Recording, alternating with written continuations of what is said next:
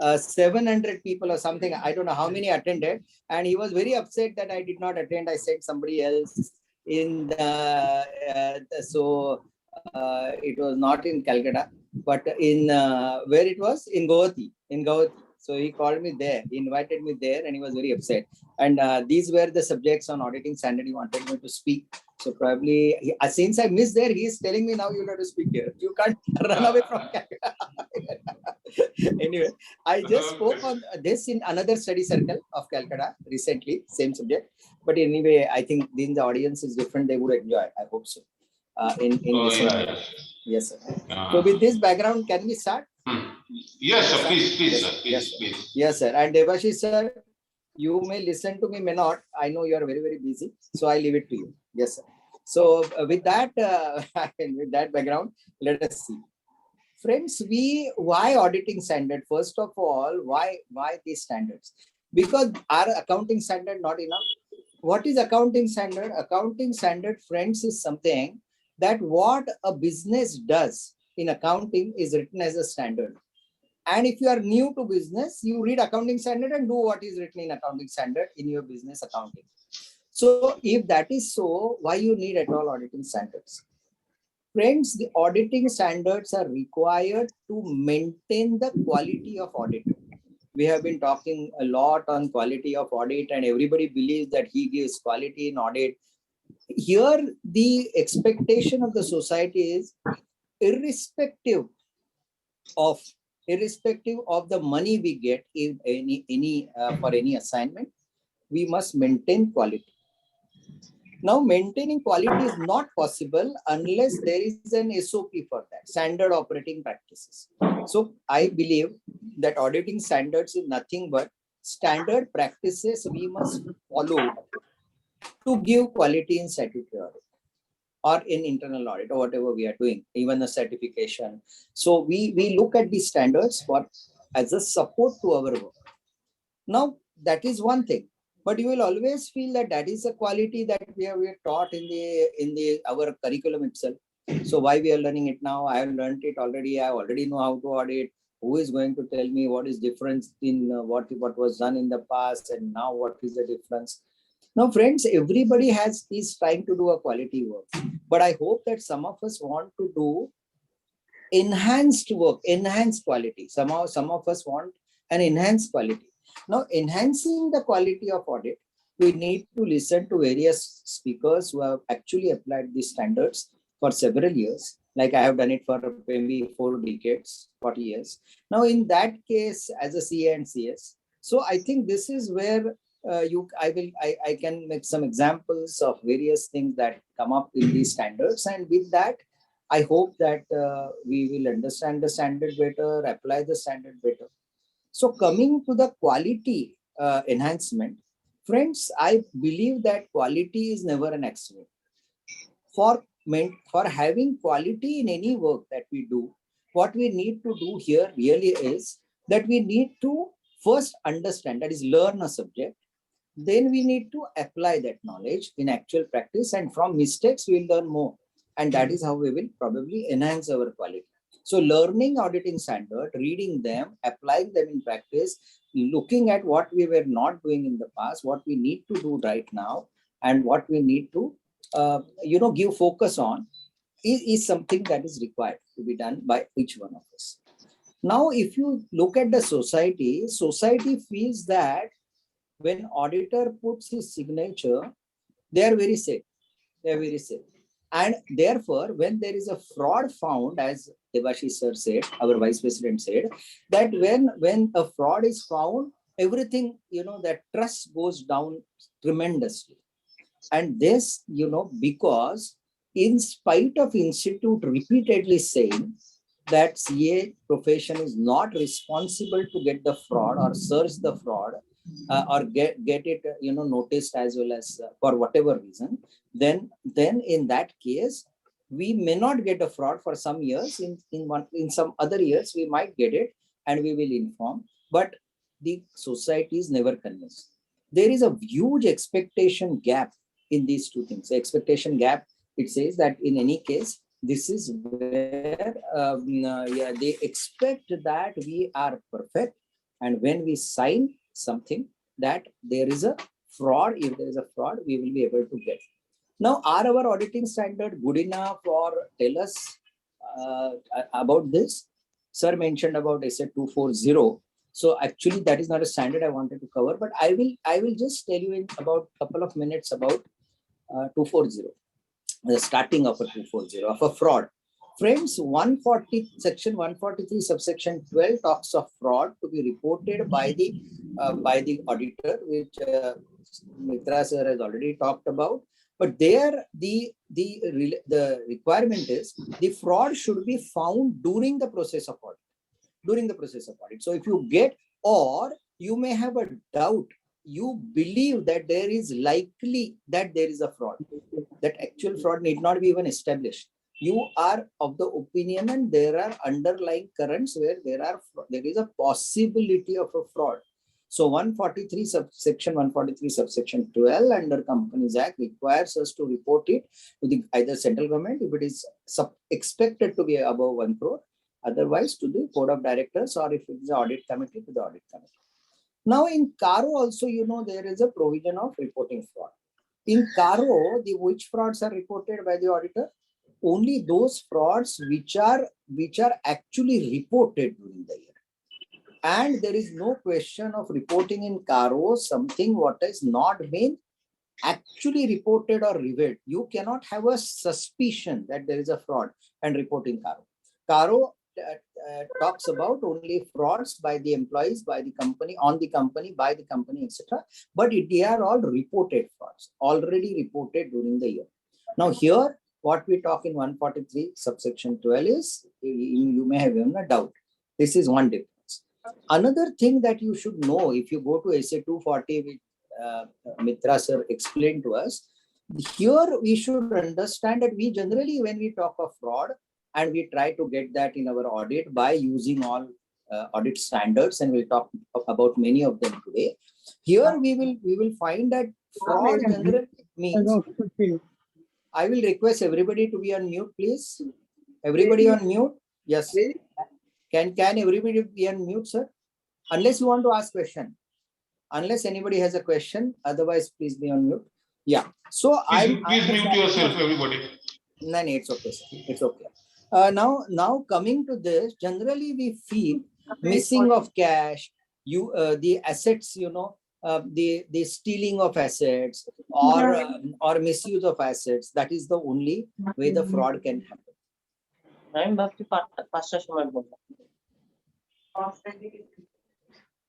As an administrator, you can put everybody on mute and then unmute me. Yeah. Smita.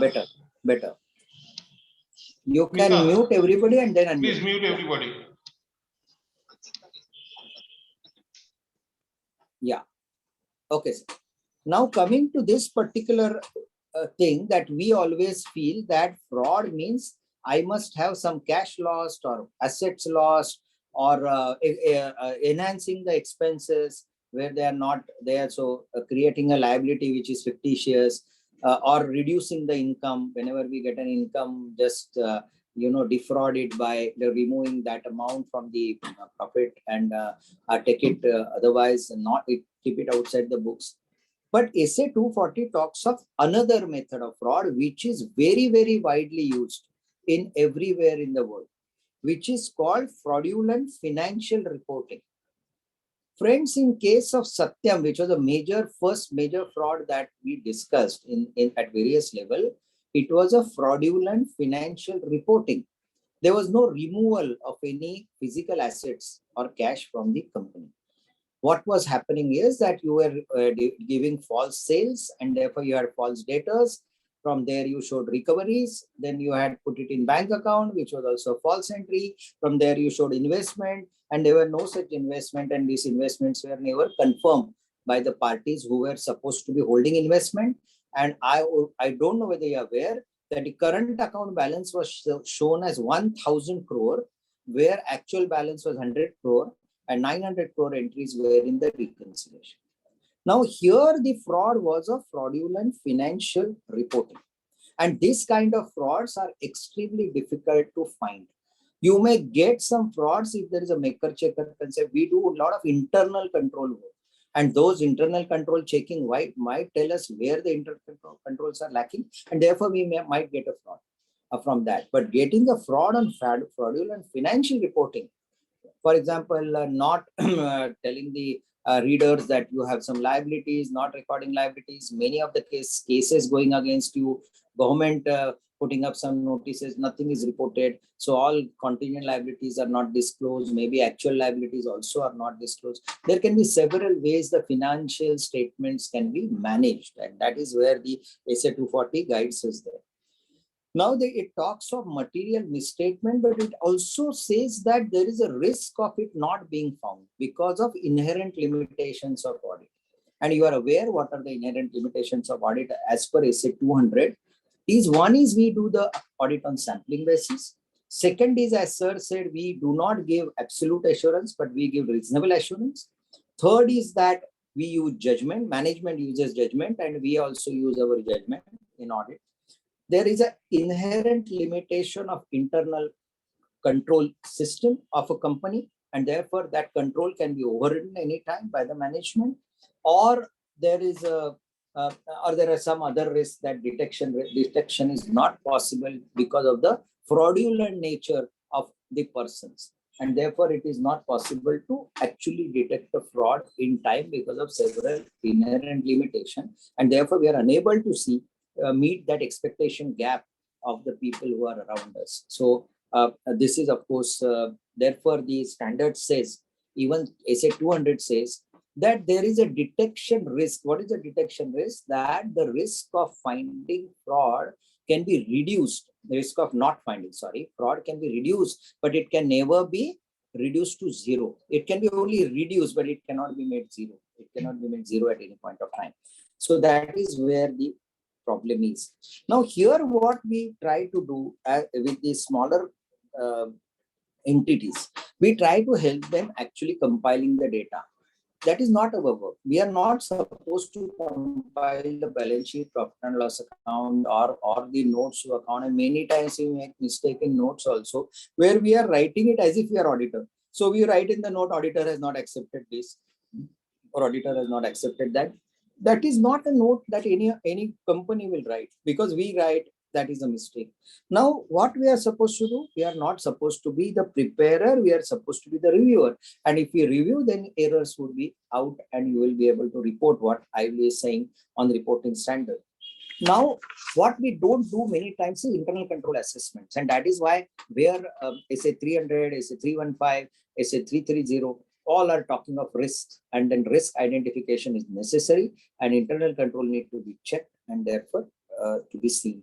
Now, if you see the effort of the institute does a lot of work. First of all, it has accounting standard board and auditing standard board, which gives us standards.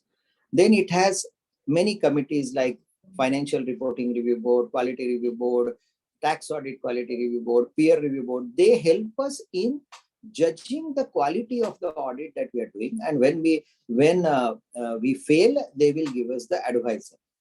Now there are two more things done by the institute, and I hope that along with this auditing standard lecture, you will be able to note that. One is where I am a deputy convener in our Center for Audit Quality. We have issued a audit quality maturity model recently on 1st July 2021. It is a firm level model, and if you really follow that, there are 4 levels. You can self-evaluate your firm, and you can go up in the ladder over the period to make it a better firm for quality work in audit.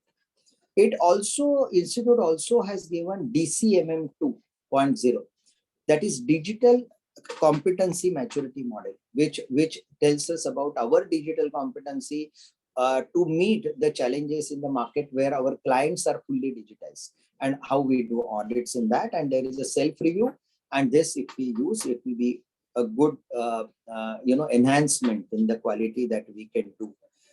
Now, of course, there are several guidance note and implementation guides and so many things that Institute keeps on doing.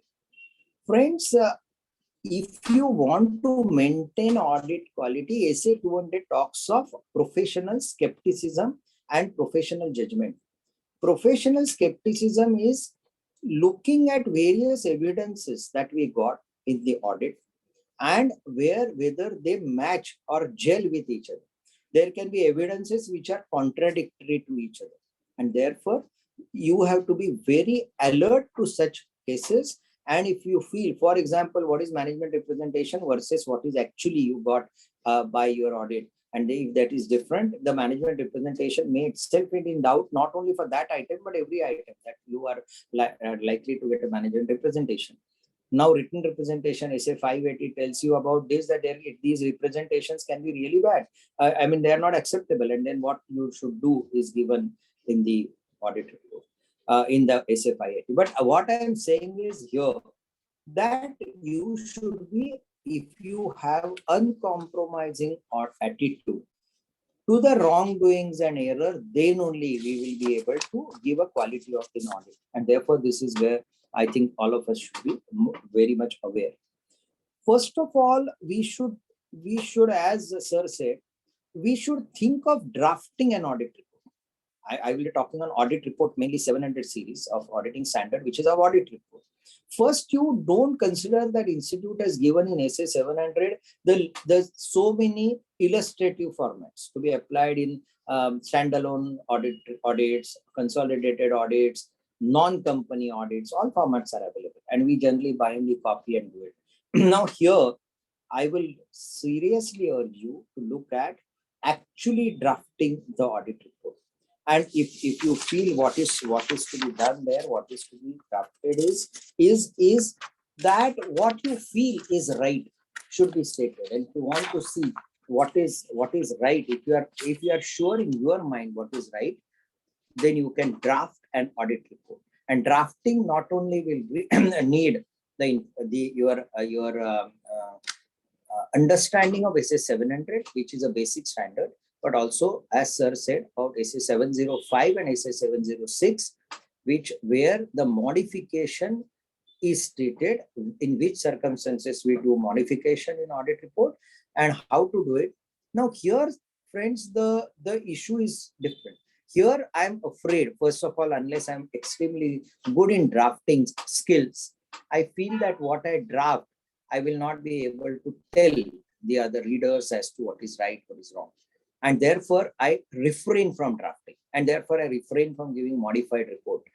And I try to hide myself in the notes. I try to hide myself in emphasis of matter.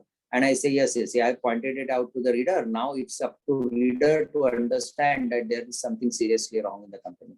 I try to hide in the CAM, key audit matter. So I say, this is a key audit matter. I try to check it in this way. And I accepted the management's judgment. And therefore, I have accepted it, the accounts as true and fair. Now, coming to this kind of statement, because I'm afraid of drafting, or I'm afraid of losing the work, or therefore I may not draft, and I will go straight by SA 700 prescription. This is where the today's lecture is all about, that we shouldn't do this. First of all, we must be, for that, first of all, I must be sure is what is wrong. If I'm not sure of what is wrong, then there is no question of, my drafting anything. So this particular thing, I'll just tell you, suppose you are in favor of writing some notes like this: debtors, creditors, loans and advances are subject to confirmation. Friend, these kind of notes are just not acceptable to financial reporting review boards. If you give such kind of notes, it gives a serious doubt in the mind of people around you whether you're really audited. They say, in a case of a trading concern or a manufacturing concern, you say debtors are subject to confirmation. Then whether sales were right, whether creditors are subject to confirmation in a manufacturing concern, which is the hundreds and thousands of crore turnover, you feel that the purchases have been properly accounted or not. If you are saying that you are a finance company giving loans and you say loans are and advances are subject to confirmation, it gives a serious doubt of, as an auditor, what I did. So first of all, I should know what is wrong. Then or what is actually, there is nothing wrong. What you are finding is there is a less information. So the auditing standards tell us SA 500 talks of evidence and SA 50 talks of evidence in specific consideration, in specific circumstances. Now here that those standards tell us that how to get alternative evidence. There is never a single source of evidence. There can be several sources of evidence. And therefore, if I can do the alternative testing in an audit, I will never come to a conclusion that something is wrong. Because something which I have a doubt, I have a way of finding out. So for example, if 501 says I can't take inventory, then in that case, the 501 says that you can take inventory anytime, either even before the close of accounting year or after, and you can work back. And if you are still not able to do it, you look at the those other qualifications and the experience of those who actually took inventory, ask for actual inventory taking papers, verify them, see that all excesses, shortages found over the period are explained, and then there the proper entries are passed. If you follow this procedure, you need not, even though the standard says you need to be present at the inventory, they have given us the alternative ways of finding out whether inventory is right. So not that it is, there can be subsequent recoveries of debtors. There can be subsequent payment to creditors. There are ways of finding out whether account balances are right, whether transactions are right. And unless we have a clarity about what is wrong, either I will hide myself in notes or in the EOM or in CAP. Friends, another example of this is we write stock is the stock value is as taken, valued, and certified by the management. We write it in the P&L or we write it in notes. This type of note, because we write for management, we write like this. Management will never say this. Now, if we say stock as taken, valued, and certified by management, and if the stock is a material item in the profit and loss and in the balance sheet, then that case, this creates a serious doubt what I did in audit, whether I really check the values, whether I'm satisfied with the quantity, whether I satisfied with the overall process by which this is accounted in, out, and whether all possible entries have been made, including sale, including stock given on approval, whether stock has gone out for advertisement, as advertisement material, whatever. Now, whether we have done that, if I know really, I can do this. I can really do this. And I can mention it in CAM 701, which we'll discuss. So I can mention it there. So this kind of thing, I must be clear about what I do. Now I come to some of the standards which sir mentioned. First standard I mentioned is SQC1. It is a mother standard. It's called Mother Standard on Quality Control of Audit by Firms. And I urge you to really read it. I urge you to read some of the standard. I give you just the numbers. And thereafter, we start with the auditing standard, because all other standards we need to read first before we go to the reporting standard. Reporting, friends, is something that comes at the end of our work. And in the reporting, when we are looking at, see, you can work in a company for 3 months, 6 months, or 3 days, or even 3 hours. The report talks about the quality of work that you have done. And that report only will save you in case of difficulty, in case of disciplinary, in case of any challenge, any dispute. Now that report, if it can be properly drafted, then it needs several standards to be applied, in addition to SQC1, which is at firm level, and SA, of course, 220, which is a subset of SQC1. Now, coming to other standard, I'll write you to read before we go to 700 is SA 250 on consideration of laws and regulations. And when laws and regulations are flouted, what is our approach? Then SA 300 talks of planning.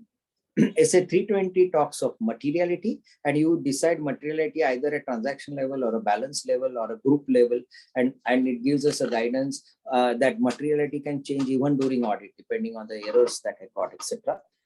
Then I mentioned SA 500. You can look at SA 55, that is on evidence. SA 550, you can look at related party. Friends, that standard says that there can be heavily complex ways in which the structuring can be done in the internationally or nationally. And in that case, you don't know who are the related parties and owners or the other people interested in company. Now you know that in Schedule 3, in CARO 2020, Benami property or undisclosed income, and so many things are coming. Why they are coming? Because of this kind of things that you are not able to actually give all related party transactions and related issues there. I talked of SA 315 on assessing risk and audit approach to this risk. You can read SA 560 on subsequent event and come to a conclusion that all subsequent events which affect the balances on the balance sheet date, on the account balances on balance sheet date have been taken care of. We can read SA 570 on going concern, which tells us what we mean by a fundamental accounting assumption called going concern other than the accrual and consistency. When this assumption is violated, in which case it is said to be violated, there are several examples. We can have a separate lecture on 570 to understand the examples of how an entity can be considered as not a going concern. And if there is a proper disclosure of that, and if we accept that it is a going concern, but there are material uncertainties, how to disclose that, etc., we need to look at that. Coming to other is SA 505 for external confirmation, which were mentioned, SA 580 on written representation, which I mentioned to you, SA 230 on audit documentation. They are all these are important standards. Now with this, I think as a background, we can go to our standards, which we are talking about. That is the standards on auditing, where we will talk on SA 700, SA 705, SA 706, and time permitting SA 701 also. I will request our convener to show the PPT on the screen, and then we will go through it in next about 45 minutes. So I request the convener to share the screen and start the PPT.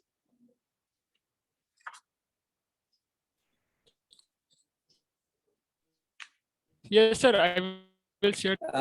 Yeah, please. So I will start with this. I'm starting on reporting standards on auditing, which I said about the background in which we are talking this or taking these standards. And I talked of drafting. I talked of various standards to be looked at before we go to SA 700. And I also talked of enhancing audit quality, which is possible through AQMM, through DCMM. So all that.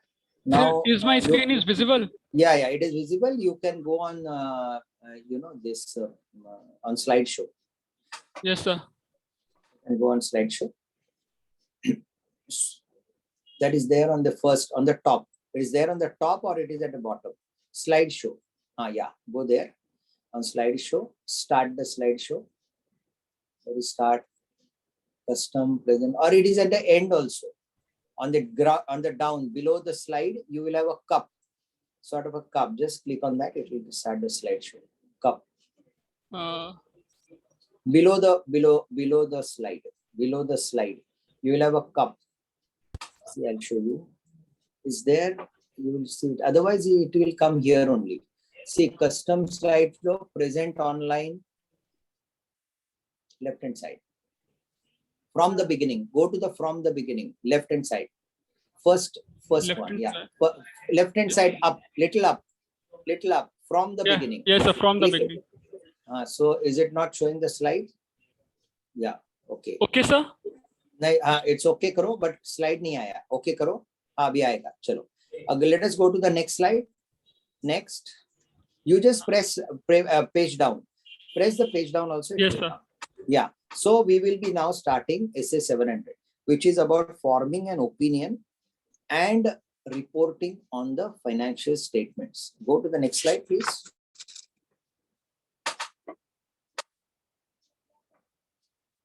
Next slide, please. Go to page down. Page down. Yeah, correct. Now, friends, here, if you see the previous one, page up. Yeah, page up. Now, friends, if you see SA 700, this was revised in the recent years, and the whole way of presentation of the report was changed in this particular standard. Now here we are starting saying that what is the content. It should tell us this is what is the content of the audit report, and we will we have to see that first. It talks of independence. So it talks of independent audit report. 1 minute. I'll just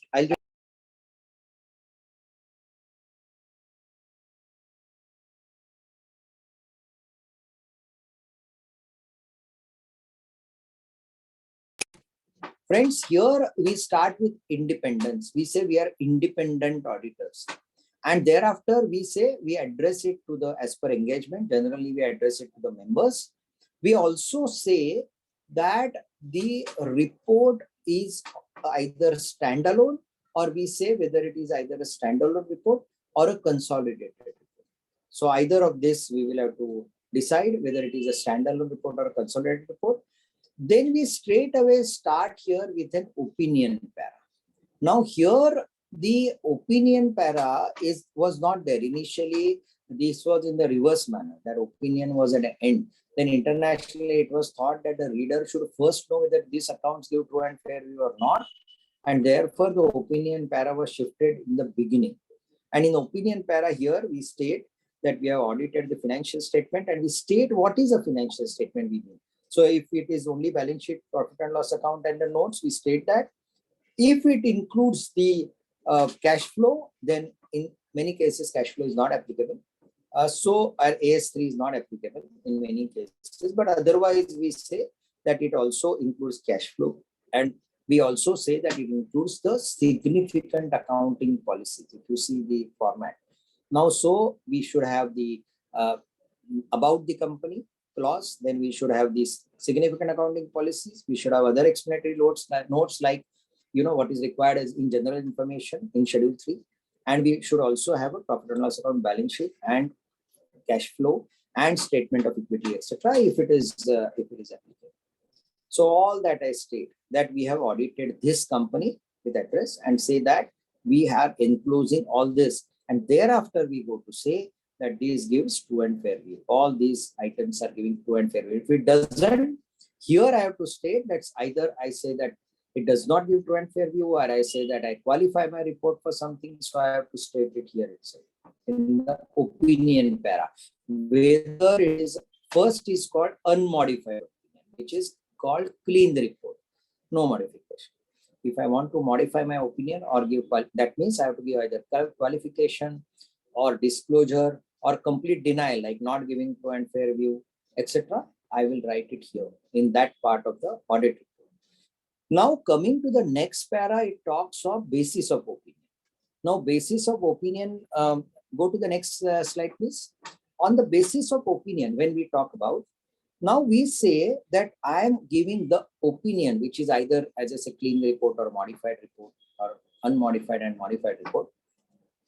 I say it is based on the auditing standard as stated in section 143 of the Companies Act, say subsection 10, if I'm doing company audit.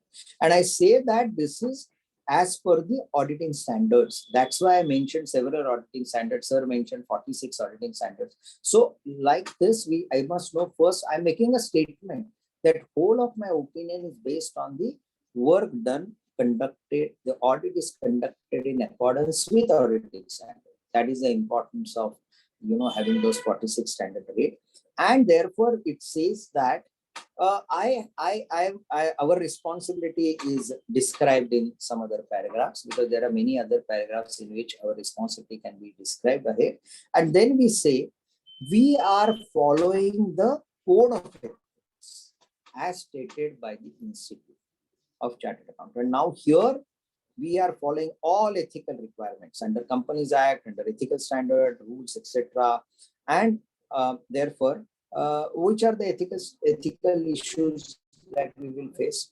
For example, we are supposed to do only 20 audits, or in case of tax audit, a particular limit. We are saying that we are not doing internal audit when we are statutory auditors. There are ethical requirements. For example, our consult fee as a consultant cannot exceed the audit fee if the turnover of the company exceeds 50 crore, or it's a listed company, or it is a government company, etc. So there are, for example, if I am a new auditor, I have taken NOC. There are several ethical standards that I need to follow, and I need to follow. There are separate lectures on ethical standards, which we have in Institute, and you must have heard many of them. Now, these I'm making a specific statement that I am complying with all the ethical standards, either under Companies Act or either under ICAI regulations. So this is another statement that I'm making. So sir said that read all the 46 essays, and I will request you to read the Code of Conduct, all the 3 books for this. Now coming to the next part is emphasis of matter. Emphasis of matter we will discuss separately, SA 706, where we will discuss what is emphasis and how we will go about it. Then comes the key audit matter. We will also discuss key audit matter, what is a key audit matter and how we take a judgment there. Now coming to other information, SA 720, I have listed it in the PPT, time permitting. We will also talk of other information, or I'll tell you in 5 minutes what is 720. Now coming to responsibilities of management. Now here we thereafter, after all these para, we talk about key audit, we have emphasis of matter, the key audit matter, then we talk about other information, how we handle other information, etc. And we come to responsibilities of management clause. Here, friends, we talk about that the board of directors or the management is basically responsible for several things. First, we say it is responsible for preparation and presentation of account. Number two, we say that the financial statement being true and fair is their responsibility to start with. And they are following all the accounting standard under section 133 of the Companies Act. So these are the three basic statements we make about the management. Then we say the responsibility of management is not only under 133 to follow accounting standard or to state that preparation of and giving true and fair view, preparation of accounts and giving true and fair view under section 134, subsection 5 is their responsibility. We start listing out the responsibility of the management in more detail. And we start saying that maintenance of adequate accounts and, ensuring the accuracy and completeness of the account is the responsibility of the management. So not only maintaining, but accuracy, completeness. We also state that safeguarding the asset is the management responsibility. We say preventing and detecting fraud and other irregularities is their responsibility. Selecting and application the appropriate accounting policy is their responsibility. Making judgment and estimate that are reasonable and prudent is their responsibility. And design and implementation and maintenance of internal control is their responsibility. In addition to all these responsibilities, we state the management is responsible to take a judgment whether the company has an ability to continue as a going concern. This is a new clause. And we say that this is their responsibility to find out whether it will continue as a going concern, and it should disclose all matters relating to that. So after all these responsibilities of the management are listed, we start listing our responsibilities. Next slide, please.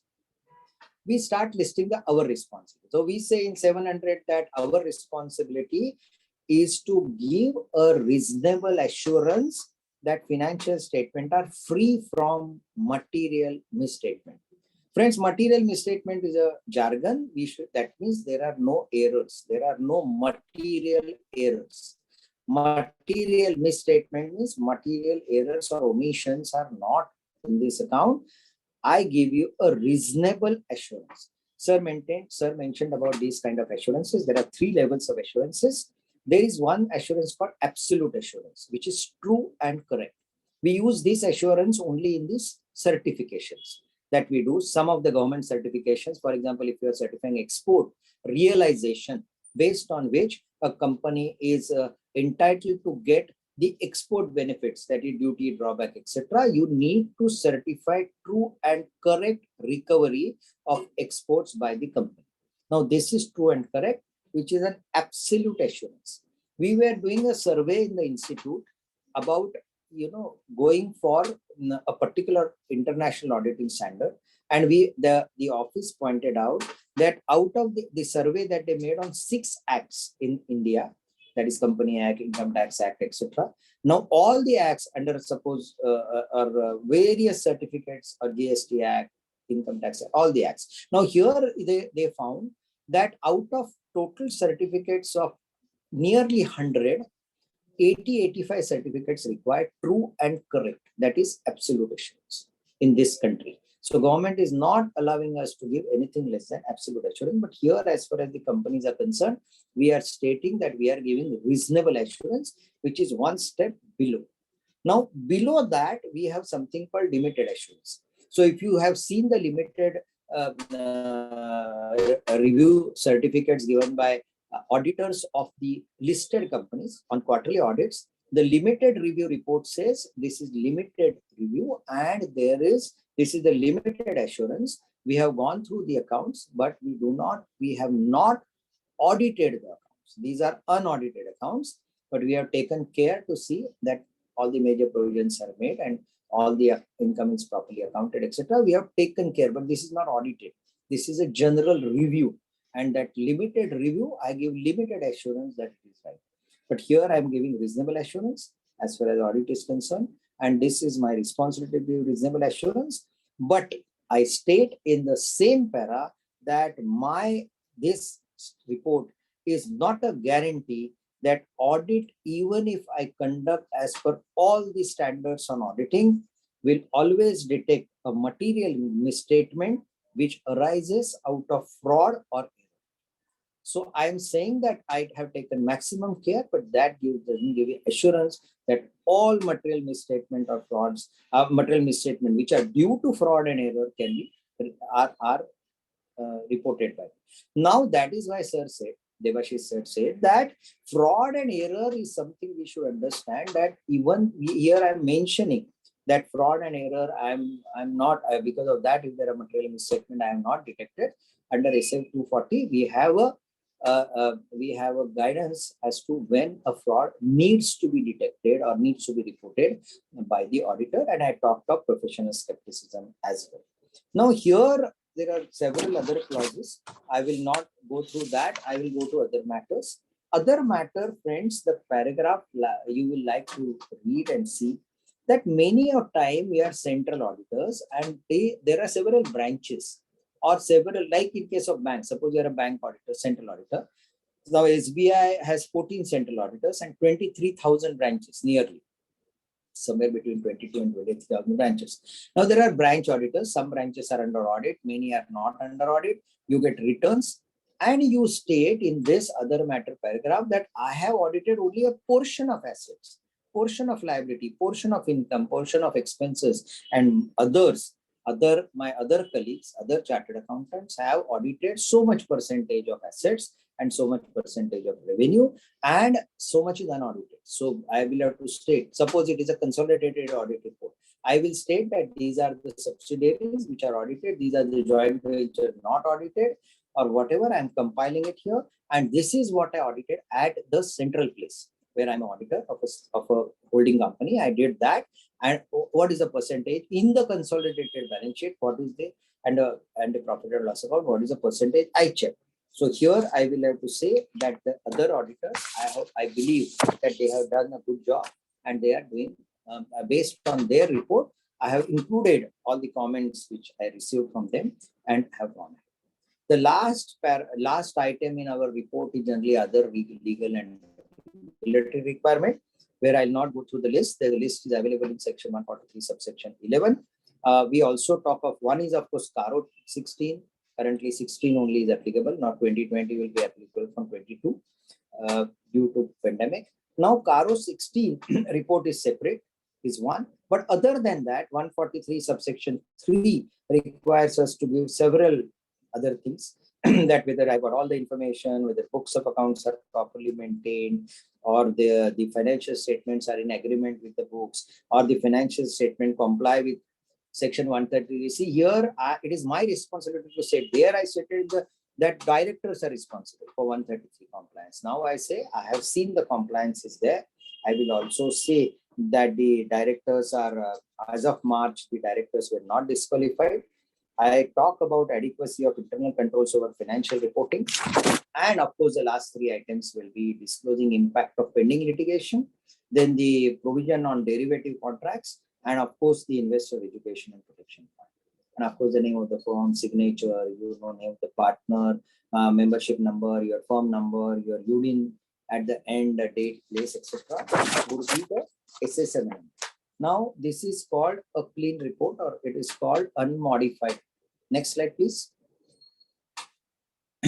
Friend, coming to the next standard we will consider, when I stated that you need to modify your opinion, and fearlessly we should modify our opinion, fearlessly. And when we want to do that, we should refer to SA 705 when I want to modify the opinion. Next slide, please.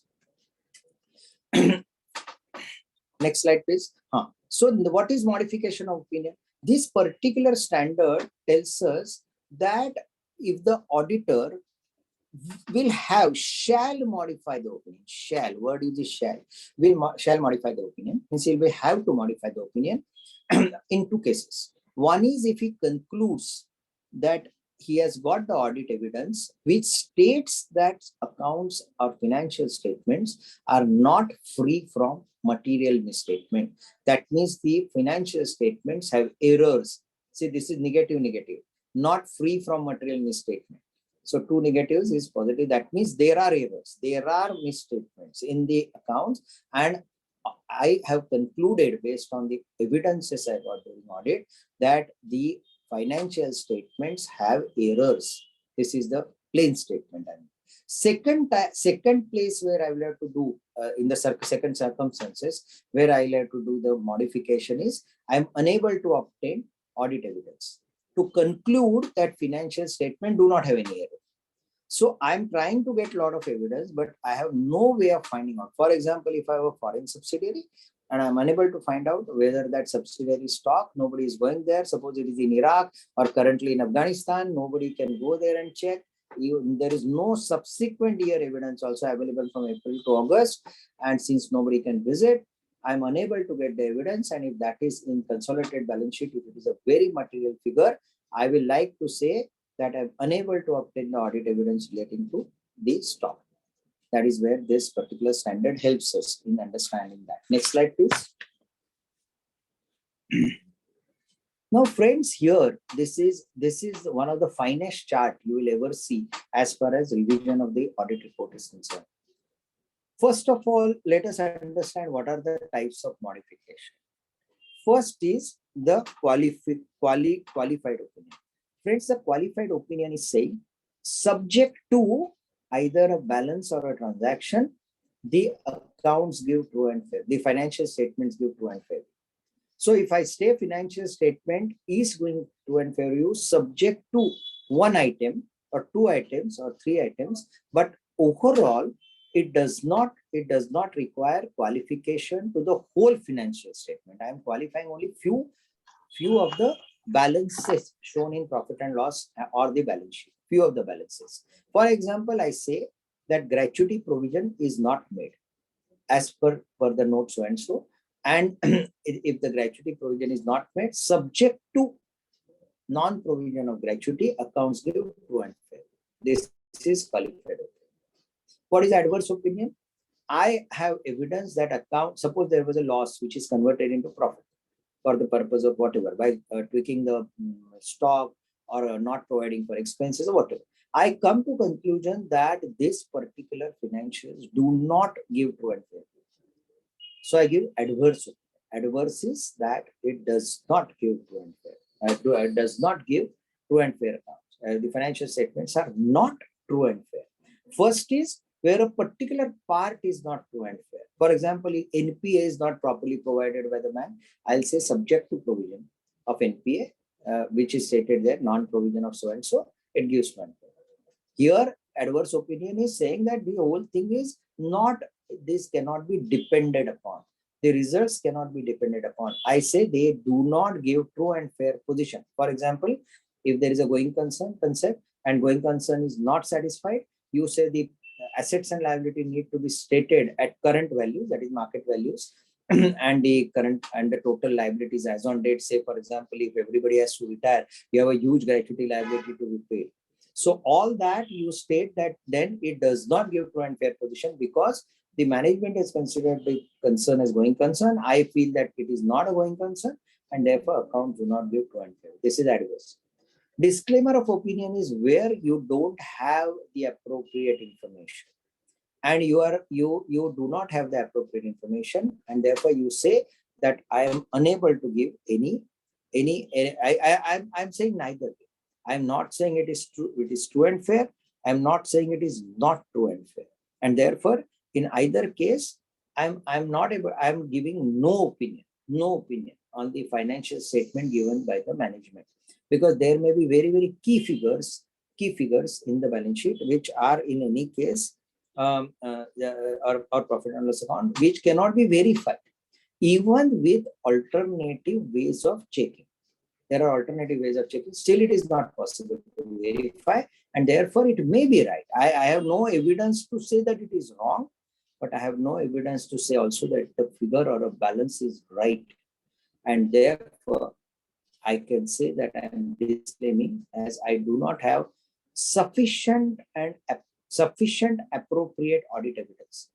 Friends, this phrase is used continuously in the auditing standard. And sufficiency and appropriateness, in case sufficient, it refers to quantity. How much evidence I need? For example, if you feel that cash payments need to be checked at least 80-90% in value, that is the quantity. I mean, how many vouchers I should check? So all voucher above 5,000, if I check, I will cover 75 or 80% of total cash payments. In that case, that is the quantity I'm talking about, that 80% of the total vouchers in amount, if I want, I need to check so many thousand vouchers. So that will be taken as the basis of my saying that this is what I must check. That is the sufficiency. And appropriateness, friends, refer to the quality. What qualitative evidence I need? The qualitative evidence I need in all this. Smita, please unmute. Smita. Please mute everybody and unmute myself. Unmute me. Smita. Sir করে দিচ্ছি, 1 minute করে দিচ্ছি।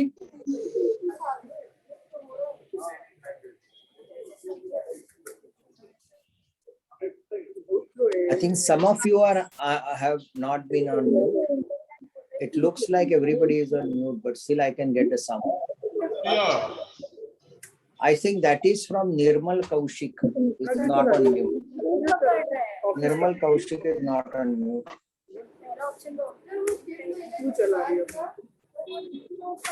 You can mute everybody and unmute again.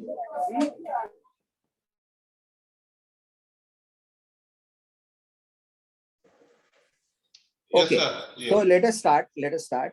So I am saying that this kind of sufficiency and appropriateness of audit evidence is something I will look at. Audit evidence is appropriate. I mean, appropriate if it is having a qualitative aspect of it. Like, for example, I get an outside evidence. The standard on written, the evidence will tell you, or written representation will tell you that which is a appropriate audit evidence or a qualitative audit evidence that can be taken. Now go to the next thing there. Now we are talking of decision for modified opinion depends on what? So whether I will modify my opinion or not depends on three matters. One is I should look at the nature of matter. If the nature of matter is misstated, then the qualification or the adverse opinion or disclaimer will come. So which are these matters which we are referring to? For example, one of the matter can be appropriateness of selection of accounting policy. Now, for example, if there is a stock or there is an investment has to be, suppose it is a current investment, then I have to value it at lower of cost or real market value. Now, if it is a stock, I have to value it at lower of cost or NRV, net realizable value. Now, if I say stock is valued at last on LIFO basis, then LIFO is not accepted practice, right? So it is selecting accounting policy, I made a mistake. Second mistake I generally make in selecting accounting policy as an accountant can be that he says that company accounts are maintained on accrual except for few items like export benefits, sales tax refunds, etc. He gives a list and says, or scrap sale values, and he says that these are on cash basis. Now, friends, this is not appropriate accounting policy. I'll qualify the report for that, saying the companies need to maintain the accounts on the accrual basis, and they have maintained some items on cash basis. Now you know that the accounting standard apply to material amounts. So first of all, you have to see whether these are material amounts. Assuming they may become material, there is one company which has told us that last 20 years the scrap is not sold, and they wanted to bring it to the books, which the value was equal to 50% of sale of that year. That is the value they want to bring to books, saying now I want to value the scrap, which I have never valued, and I said it will be valued on the basis of sale. Now, for whatever reason, they did not sell that for 20 years. Now, friends, this was not a right accounting policy to start with. I think if you read AS9 very meticulously, you will know that you don't have to go on cash basis. What it says, first is for anything to be accounted, you should have the significant risk and reward to be transferred. Number two, it says that the amount should be measurable. And third, it says it should not be unreasonable to expect the ultimate collection of the amount. So if you come to say sales tax refund or export benefits or any other item like that, there is the other thing, like it is measurable. We know that it is receivable and from the government, etc. But it is not reasonable to expect the ultimate collection. We say sales tax officer may adjust many forms, which I have not been able to obtain even up to the date of assessment, and he will adjust that, ask for a differential sales tax from me, and therefore I don't know whether refund will come. But that is ultimate collection being in doubt, you can still say it is an accrual method, and because ultimate collection is in doubt, I have not accounted for that. That does not make it a non-cash basis. It's still in an accrual basis. So please avoid writing that so and so thing is on cash basis. Okay. Second is where what is the nature of matter I'm talking about for qualification, adverse or disclaimer. Application of selected accounting policy. Friends, application of a selected accounting policy means accounting policy was right, but the application is wrong. For example, I stated in the policy that I am calculating the stock at lower of cost or NRV, but actually in practice, I did not do that. I gave my raw material at cost and not at cost or NRV, whichever is less. In that case, this is one nature of matter I will like to report on or modify my report based on that. Another matter can be appropriateness of disclosures. Friends, it is not necessary. Accounts include, I told you in SA 700 we state that I am saying that it gives true and fair view of what? Financial statement. Financial statement include balance sheet, profit and loss account, statement of equity, cash flow, the significant accounting policies and other notes. So in any case, disclosures required under general principles of disclosure, schedule 3, general instructions also are being certified. So if they are not right, that becomes a matter for my modified opinion. So the example can be related parties. Friends, related party is accounting standard 18 talks of 3 parts. 2 parts all of us know. It says you identify a related party, whether there is a transaction or not, list them. So I listed 18, 20, 25, 100 parties and gave a nature of relation also. What is the second disclosure required? The transactions, with whether there are any transactions with any of them. And there is a beautiful chart given where if you have a sale, purchase of goods, services, then sale, purchase of assets, then you have any other loans taken, loan given, and then the account balances at the end of the year. So directors, any transaction with related parties, it is given with the transaction with directors, transaction with subsidiaries, transaction with key management personnel, transaction with any other party which is related. So I will give those in a beautiful format as prescribed in the AS 18. But the last thing the company will not do. What is the last thing asked for? The standard says, that related party standard AS 18 says that you are supposed to give if the transaction is material to the particular value, you are supposed to give all the details separately. For example, if you are showing lease payment or a rent payment, And if it is, and what is the materiality stated in standard is just 10%. So any amount more than 10% paid to related party will have to be shown separately with all details with the, where is the property, what is the square foot, how much amount is paid, what is the period of payment, whether it is secured, non-secured, whatever you want to say. All these are you are given advance, then also you will show this. Now here, the adequacy of disclosure is incomplete, and that makes it my matter for modified opinion. Now let us come to the second item. Decision for modification of opinion depends on inability to obtain sufficient appropriate audit evidence. Friends, it is very, you can easily, all of you can list by your audit experience. What is not available there, that I don't have the sufficient and appropriate audit evidence. Now, one reason it can be that there are some things which are circumstances which are beyond the control of the entity. Now here, for example, the records are destroyed. There are many floods in this country, and especially in Maharashtra where we are, there are many places there, you know, the offices were filled with water, not only water, mud, which came through the as the rivers became very, very, you know, large. They become very, I mean, too much water flew into various cities, and anything on ground floor was completely destroyed or was washed away. Now there you have a record that can be destroyed. This is a thing which is beyond the control of the management, but that will not give, that will be make it enable to obtain the audit evidence, because record is lost, or the computer system, the servers are damaged and you don't have anything, or something like record is seized in raid by the income tax department, GST department, etc. Or you have a stock in some places where you can't, I told you an example of Afghanistan where today you can't go and check it. So you don't have evidence. And this is beyond the control of the entity, obviously. Or there is a stock strike or a lockout due to which you can't check the stock. So such kind of circumstances beyond the entity will make it that sufficient appropriate audit evidence may not be available. Now, second will be circumstances relating to nature and timing of auditors' tests and procedures. Friends, many times, suppose at the end of the year, you should have cash count, then, you know, your internal financial controls require you to check some control just prior to the balance sheet date or just thereafter. You have a confirmation procedure to be done after the year end or sometime during the year.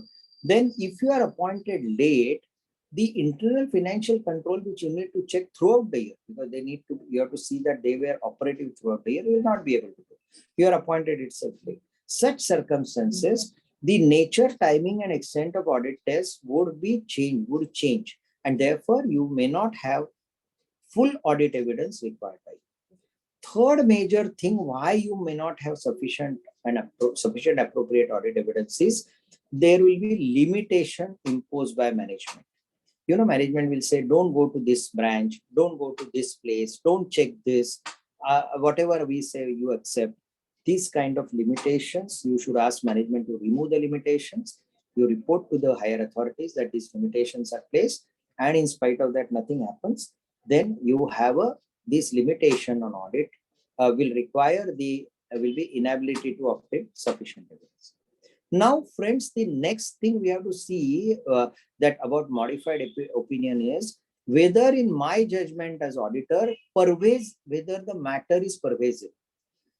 Now, if I want to say whether matter is pervasive or not, I will have to refer to various things. Now, I will have to see that whether, when it is all pervasive, that it is not confined to a particular balance. So I'm not saying that, say, for example, the in case of investments, I don't have confirmation from outside and don't have evidence, particularly that the investments are live. For example, I can have the evidence here that that I don't have evidence that debtors, which are, say, foreign debtors, are recoverable or not. So I will have some limitation, but that is specific. When I talk of pervasiveness, it is not for a particular item. Many items in profit loss account and balance sheet, I have serious issues. So one thing is, this type of judgment is not about a particular item. But if it is about a particular item, that item is so much important I'm giving an example. Suppose in case of a trading concern, stock on the and everything is on rent, and therefore there is no fixed asset. And stock is the major item. Stock and debtors. I would say stock is a major item of the balance sheet, and I do not have appropriate evidence about the stock and debtor values that are shown. No sufficient appropriate evidence is available. In that case, this will become all pervasive. So it can be, but if it is of a particular item, in that I am saying only stock or only debtors, but it is so pervasive that that forms say 90% or 80% of the value total of assets. For example, I can have a fixed asset, which is actually taken, I have taken a land, it's a new company, taken a land of 6 crore. Now land is not transferred in the name of company, I have capitalized it. And I have other asset only 2 crores, all other asset side balances are 2 crore. So out of 8 crore, 6 crore is the land on which the factory is to be built, but fact that our land is not transferred in the name of the company. And there are disputes raised by the sellers' relatives that land cannot be sold and therefore land was never transferred. Now here it is single item, confined to single item, but it is all pervasive. Friends, there can be many other things which are fundamental to the understanding of a user of financial statement, like related party transactions or so many other things. And if all of them, say NPA, can be so pervasive, all pervasive, that your opinion needs to be modified. Now, friends, this chart, if you see, it is very simple to understand that if the matter is materially misstated, and we say when it can be materially misstated, I will say wrong selection of accounting policies. Example is, another is wrong application of selected accounting policy, or appropriateness and adequacy of disclosure. If that is missing, financial statements are materially misstated. Now, in the auditor's judgment, if it is not all pervasive, say only related party disclosures are wrong, everything, all other disclosures are right, I will give a qualified opinion saying that my related party transactions, the disclosure is incomplete, that material item more than 10% are not. But if it is all pervasive and therefore all pervasive, so several accounting policies are wrong or several policies are wrongly actually applied, etc., it will become all pervasive and I will give adverse opinion. What is an adverse opinion? Again, I repeat that, saying that it does not give true and fair. Accounts do not give true and fair because accounting policies selected are incorrect. For example, it always says that stock is valued at market rate, for example. Now, coming to the other part, inability to get the evidence. I told you there can be circumstances beyond the control of the management, or there can be an auditor appointed late, so several things he can't do. So he is unable to get the sufficient appropriate evidence. Again, if it is not, it is about an item, I will give qualified opinion that I am unable to say that so and so item is I'm unable to say whether that figure is right, that balance is right, but otherwise it gives me, I'm comfortable and give you a true and fair view of all other items. So it will be a qualified opinion. But if it becomes all pervasive, this inability to apply, I told you everything got washed out. And they just compiled from some other data which they have where there is no evidence, there are no vouchers available with me, I can't check, it becomes all pervasive, I am unable to obtain this appropriate evidence, I will disclaim. What he will say, we have compiled in March the projected financials and I know sales thereafter, I will add sales, I know related purchase should be 60% and I'm compiling some account of 31st March, even though I don't have actually the correct figures or the stock, correct figures or the vouchers, and you say that this is. So here what you have to see is that you are unable to check. It may be right, may not be right. So you say, I disclaim. I desist from giving any opinion. I don't say either it is true and fair or not true and fair. So this is how this standard explains us. Next slide, please. Friends, now let us quickly talk of SA 706. This is on emphasis of matter paragraph and other matter paragraph. Next slide, please. Friends, as I say, when we talk of emphasis of matter, then emphasis of matter is a matter which is something that is appropriately presented and disclosed in the financial statement. First of all, I have no doubt that the matter is properly presented. but I feel it is extremely important for the reader to go there and see it before he takes any opinion, overall opinion on the company's accounts or the financial statement. Now I say that suppose my reserves are 500, say 5 crores, and my litigation is if I lose is equal to 10 crores. Then I have given it as a contingent liability, and I have got lawyer's opinion, I have got other opinion that I may win, I may not win. Now I, as an auditor, I say that it is properly presented and disclosed that there are risk in this of losing, and we will have to fight and we will have to pay and whatever it is, but it's properly disclosed. I feel that as on date, there is no risk of company becoming going bad or company becoming not a going concern, even though it's a very high risk. I will like to state that. I like to state that for the readers, and therefore I may draw the attention of the reader to that notes to account 38, which is in between many notes. I will draw the attention saying read note 38 on this particular aspect. I may also say that there may be a subsequent event.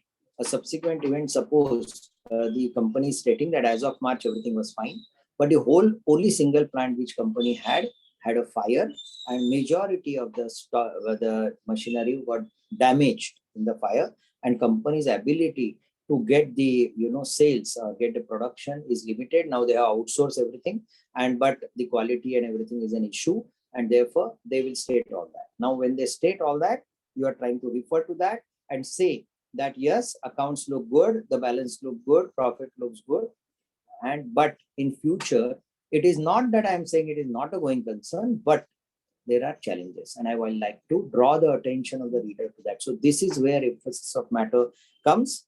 Now you have to state that one of the things you should say that I told you in the beginning that emphasis of matter is no substitute for modified opinion. When I have to qualify, I have to qualify. When I have to disclaim, I have to disclaim.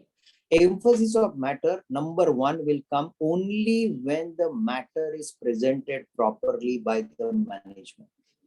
And I agree to that matter. When I don't agree or if it is not properly presented, EOM cannot be used.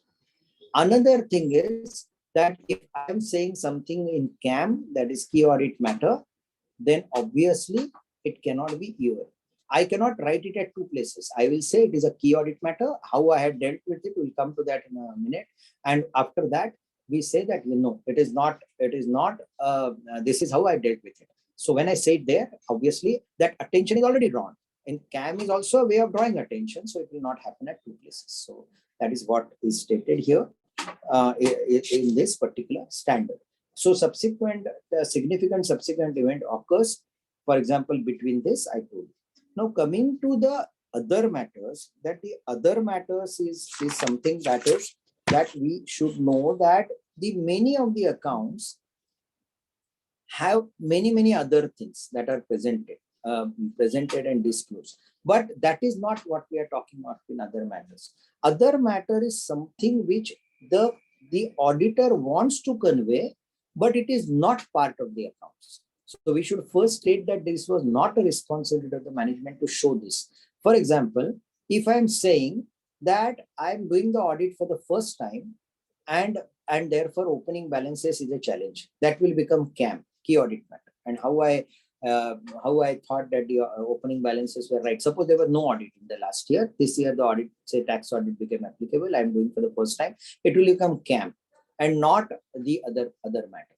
But assuming that the previous year was audited by somebody else, and I have depended on that and started my audit with those opening balances which are audited balance sheet, I can give it in other matters, saying that I'm using the other auditor's balance sheet signed by somebody else as an opening balance, and accordingly I've gone ahead. So I want to state also that this is not really, the other matter is not required to be disclosed by management. I'm giving it on my own just to tell you how I'm doing the work.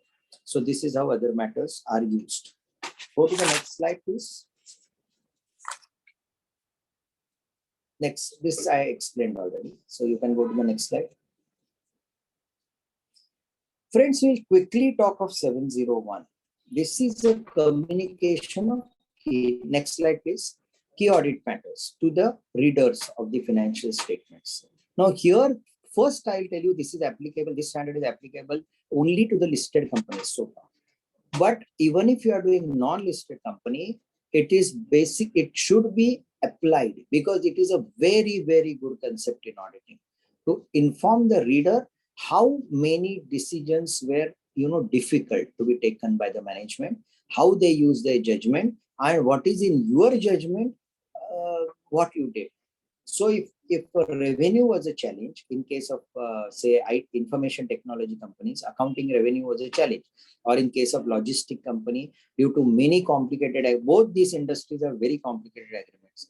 Say film industry also are many complicated. Now if you have these kind of accounts for audit, you will state that that I need to tell you how I handled this particular issue.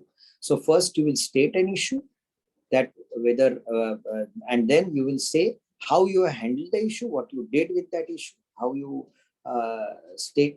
you satisfied yourself that the figures given by management were right. So first I stated that these are the figures, say for revenue recognition is a challenge here, these are the issues. Then I will say what audit procedure I followed in this case, and what I supposed to and based on that I conclude.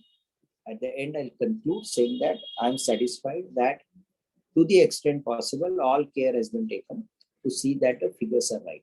This is what is finally the CAM. So without going into all the things in this particular slides, I will only tell you that there are several matters. If there is an audit committee, we discuss several matters with audit committee. But here, what CAM is, out of those matters, or if there is no audit committee, I discuss several matters with the board of directors. If there is no real functioning board of directors, in case of family concern, I discuss it with the owner or with the CFO or whosoever is accounts. Now, in that case, there are many matters I discuss. But I must select out of that some of the matters which are absolutely key to the understanding of the reader about the accounts. For example, there is a major, I told you, the major catastrophe or is stated, or major, action against the company is stated. So some such things I must mention there and draw the attention of the reader that there are significant matters. For example, if I could not follow the pollution control standards, and therefore I have been asked to shift out of a particular place, and I am fighting that case. Now that note is okay, says that I may be in, it may take several years, and it's not that I'm not a going concern, but I will have to say this was a matter of serious issue. What I did, how I checked that. I told you that suppose the stock is lying in a foreign country where I can't. So what are the alternative methods? I used to find the stock value was right. So I said I saw the subsequent sales, and subsequent sales indicated there was no defect, and the sale was made at a right price, at a listed price, or at a normal discounted price. And therefore, I assumed that the stock was in good condition as of March, because subsequent events show that everything is fine and everything is matching there, or the report has come from the local statement, which is right. So I'm saying what I did, how I checked, and how I accepted this particular disclosure or this particular statement. Now, there can be areas where you have a statement regarding the risk assessment. So you have a risk of material error. For example, in case of a smaller hotel or a restaurant, cash transactions may be a serious issue for you. So that is a major audit point, and how you handled that, what you did about it, and finally how you resolved that you are satisfied that the transactions are completely accounted, all cash received. That is how you will go. Say this is a risk that you identify, and say management override of the control is a risk, or controls not operating effectively is a risk. But how you did it, so you will say this is a risk. This is how I approached my audit and how I solved this. Will have to be stated there. So I think then you have to describe the CAM and how we have to give, and how our professional judgment is to be shown. Everything is given. in the guidance note, in the guidance implementation guidance on this essay. Now here there are some cases, of course, we don't give CAM when we are prevented from by any law, or it can have very adverse consequences on the company. So I need not give CAM in such circumstances, but otherwise CAM is required to be given. Now I am also required to state that there is no CAM. So auditor will first determine there is no CAM, and auditor he determines that CAM should not be communicated for the reasons stated, and therefore I will have to state that in a manner that I want to say. Few slides ahead. Can you go few slides ahead? 720. SA 720.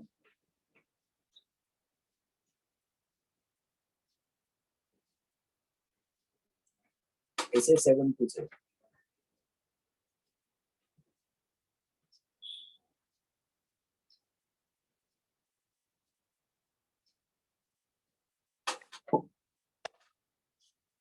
Yeah. Now, friends, there is something. Go to the next slide. There is something called other information. I told you other matter is different. What is in 706? 720 again is not applicable for unlisted non-corporate entities, but I will not, still I will like to talk. Next slide, please. Now, friends, here, the other information is the financial or non-financial information other than financial statement. Now, these, the audit, this report, generally these annual reports have several things. They talk of future outlook, they talk of uncertainties, they talk of various governance reports, charts, tables, graphs, and comparatives, and so many things. Go to the next slide. So this is what is the information provided. Now, of course, the standard says that something is not other information under 720. What is required to be given statutorily or on regulatory basis is not other information. Suppose CSR report, sustainability report, company secretary reports. These are all required by the statute, and respective parts management or the other professional will take care of that. And therefore, they are not the other information because they are supposed to be right and they are supposed to be correct. Next slide, please. But there can be many things that are where the auditor will have to see the inconsistencies. Next slide, please. Now, having other information, yes, auditor is, next slide, please, is considering the material inconsistency. First of all, there should be inconsistency. What in the information provided by the management and information in the financial statement, which is certified. He is actually not certifying the other information, but he is trying to find out either from the financial statement or knowledge that the information given by management is wrong.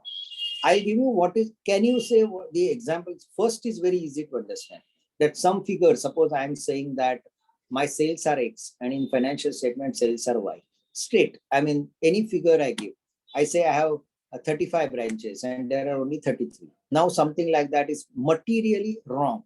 So I will say material inconsistency. Second is auditor knowledge. Now the management says we have started selling heavily in northeast region of the country. Now the auditor finds that last year 2021 there is no sale in northeast. Maybe they are talking of the current period. Now current period also he finds that this is not true statement. In fact, the sale in the northeast region was say 2%, has gone to 5% of the total sale of say June or July, and when he's signing. Now that doesn't mean you have heavily started saying in northeast region. Now the statement is incorrect. Now such cases, the auditor knowledge when he obtained in the audit do not match with the statement made in other information. In such inconsistencies, you are supposed to give. Go to the next slide. Then you request for the correction of this information, or you give your qualified or adverse opinion on that. You can even withdraw from the assignment if it is very, very material. And for example, the management says we have resolved all matters of NPA with the manager, with the board banks, and they have decided to give us additional loan of 100 crores to run the company, for example. Now, this is blatantly a wrong statement. Suppose, then you can even withdraw from the assignment, and or you can also bring it to the attention of the users or the readers. Yes, next slide, please. Now, friends, this is how we have considered several auditing standard. I tried to give you in given time. Now we are at 6, and we given time that what are the auditing standard, how important they are. And in summary, I told you that you use AQMM, BCMM, you read all the auditing standard, apply them in practice. Several auditing standard which are of importance to us, I mentioned to you, and I urge you that you have the original reading of the standards. We have the application material issued by AASB, Auditing and Assurance Standard Board, for most of the standards. So you can read the application material with examples there. And I gave you many examples in my talk. So we can use these standards to our advantage and enhance the quality of audit that we are doing, by which we will be far safe in the current environment where there are many government agencies like NAFRA and others are out to prove that we are not doing the quality work. Where we need to maintain that we are doing quality work, we will have the appropriate documentation done as per auditing standard, we will have the appropriate evidence collected as per auditing standard, and we will use all the reporting standards properly based on the evidence obtained by using various standards. What evidence we obtained, we will take an appropriate considered view that what is right and how to draft an audit report, how do you use it. Thank you, friends. Thank you very much for a patient listening. Yes. Over Thank to you, sir. Secretary, sir. Yes. Thank you, sir. We don't have any question in the chat box. Okay, fine, sir. So I will ask the participants if they have any question to please come up with them.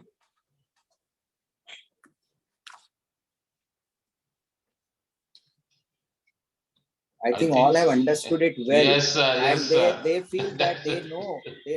The problem with us is that we think that we know, and therefore whatever is stated is a repetition. But I personally feel that if we apply all this, would help a lot to all of us. I hope everybody will agree to Yes, yes, sir. Yes, Mr. sir. Joshi. I would like to raise one question Yes, Yes, sir. Gautam da, please. relating to SA 720. Hmm. This is not applicable to unlisted and or non-corporate entities. That is what I understand.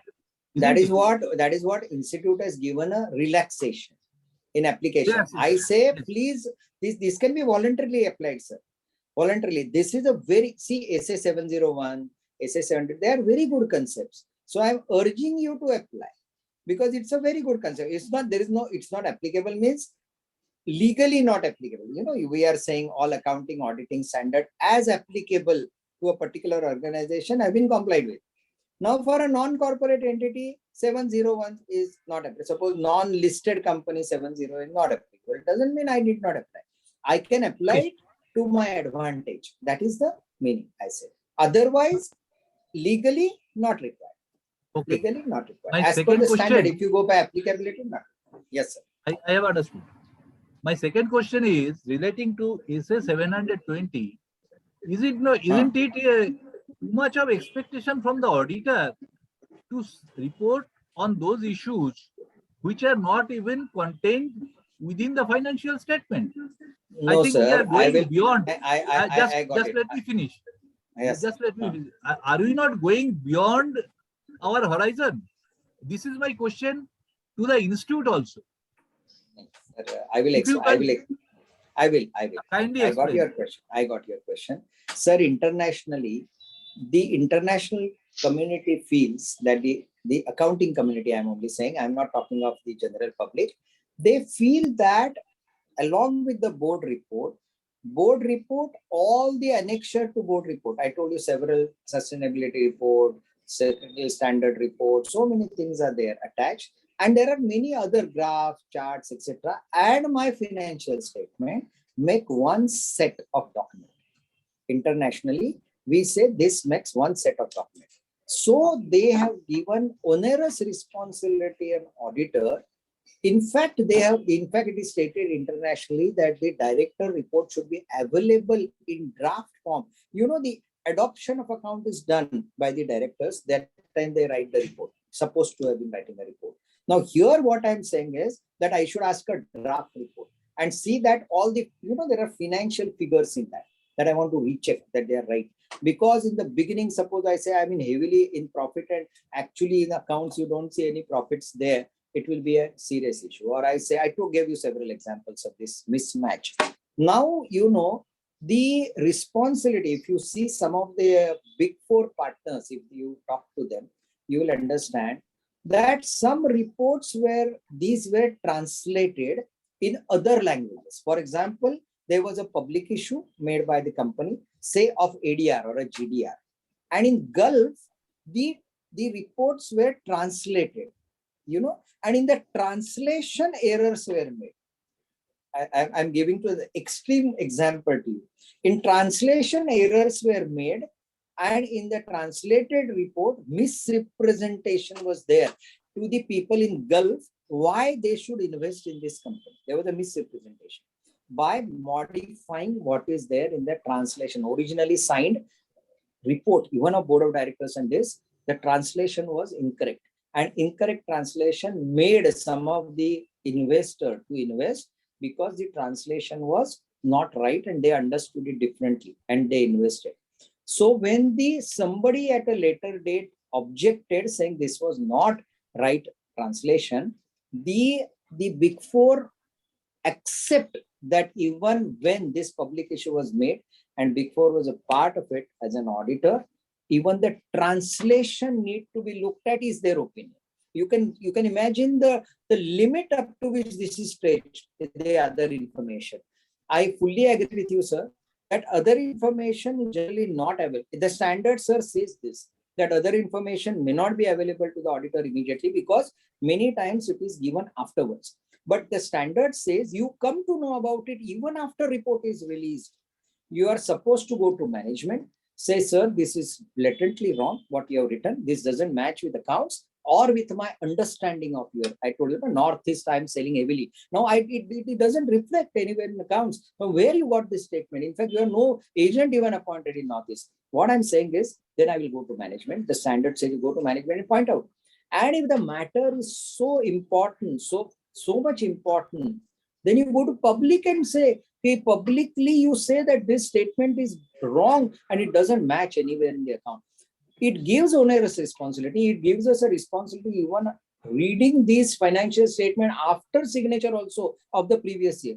If it is in public domain, I'm saying if it is in public domain, I fully agree with you. It's an onerous responsibility, but this kind of responsibility is taken up all over the world. And that's why Institute has restricted in India to the listed company. The Institute is aware that this is huge responsibility. Only large firms or well-qualified firms only can manage this. And therefore, in India, we have not applied, but worldwide, this is applied to all companies. Here, we have restricted application only to listed companies. But I agree with you, sir. It is there. Once we release our final report, after that we come across this type of misstatements in director's report or elsewhere somewhere, then we decide to rectify or point it out to the public.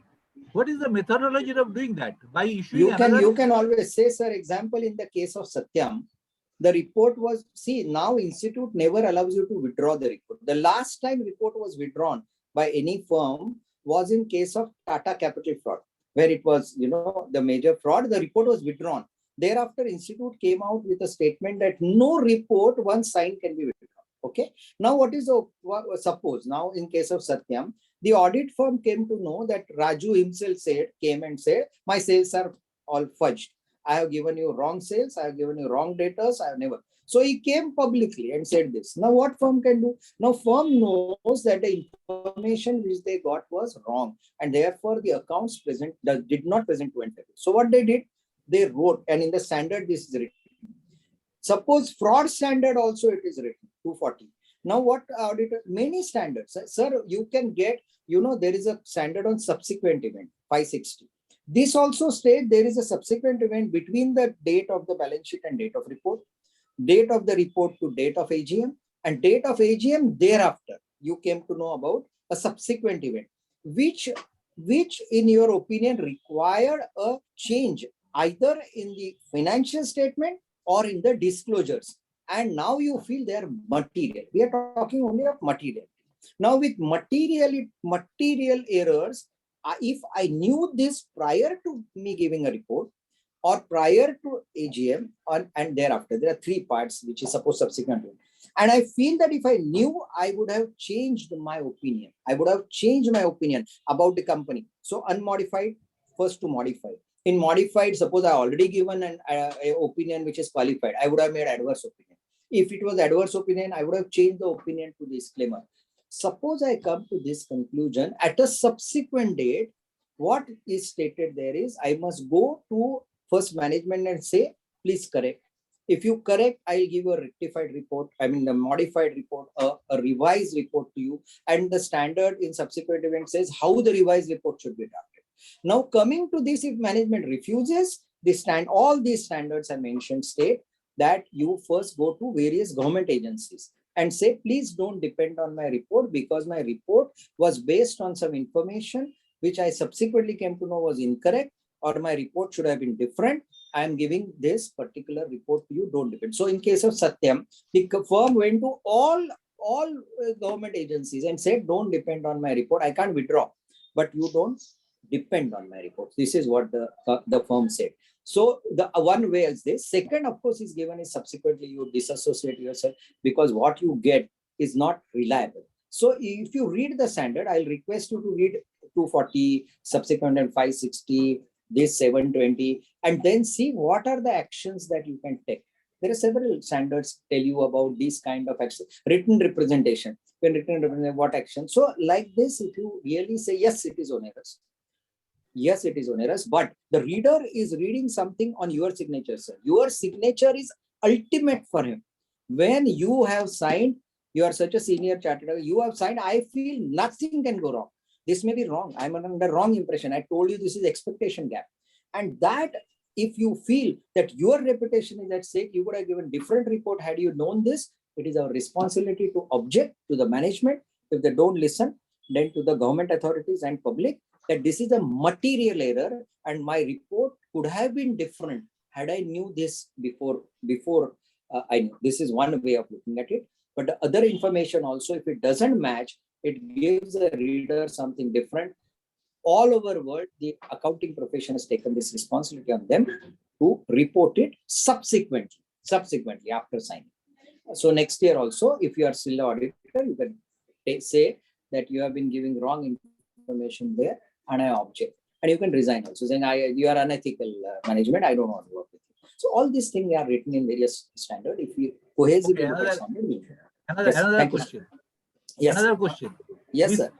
SA 700 and SA 705 and SA 706. Yes. The revisions has taken place in the last 1 year or before that? Before that. Long before.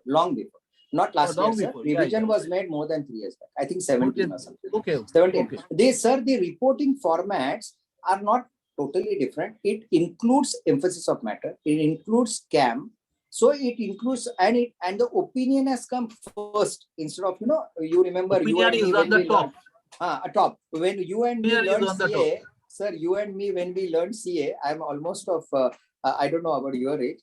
I'm still 65. I'm reaching 65 next 2 months. 69. So I'm saying I'm 69. 4 years senior to you. Yes, sir. So when we learned in our CA, we had a format in which after 3-4 pages opinion is to come After at the 3-4 pages, the opinion started. So then, Yes. in a report, which is, SEBI requires you to report so many things.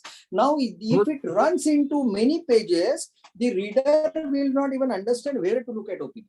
So then why do you ask us to report so many pages? Why don't you make it Yes, a sir. simple That is not opinion thing and let us enjoy Sir, life? sir. Yes, sir. There is an information overload, not only in the financial statement, not only in the report, there is an information overload in otherwise also in the director report. If you Absolutely. see large absolutely. companies, there are 50 pages of director's report. I mean, Yes. when you will read and understand what they are trying to say, I mean, large companies, I'm talking of Reliance or HUL or Reliance, so many things they give. If you see Infosys, Wipro, you see so many things they are giving, it's very difficult. So information overload actually kills the information. You do not understand anything out of it. And so, sir, you are absolutely right. But when we have to report, if the opinion was on the top, at least reader knows that you have accepted the accounts.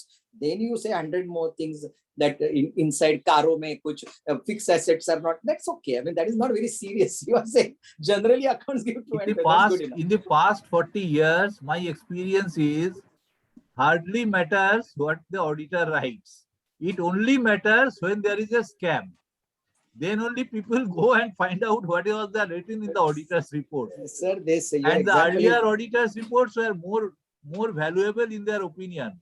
Now the opinion is coming on the first topmost portion, true, but then the opinion is vacillating. Anyhow, thank you, sir. I take you, sir. The last thing I'll say before we close, that in Pune, I don't know whether you know about in Maharashtra, there was a builder called DSK, DS Kulkarni Builders. You know, he was jailed for non-payment of fixed deposit of 3,000 crores to various others. In that, there was a scam. It was supposed to be a scam. What was the scam?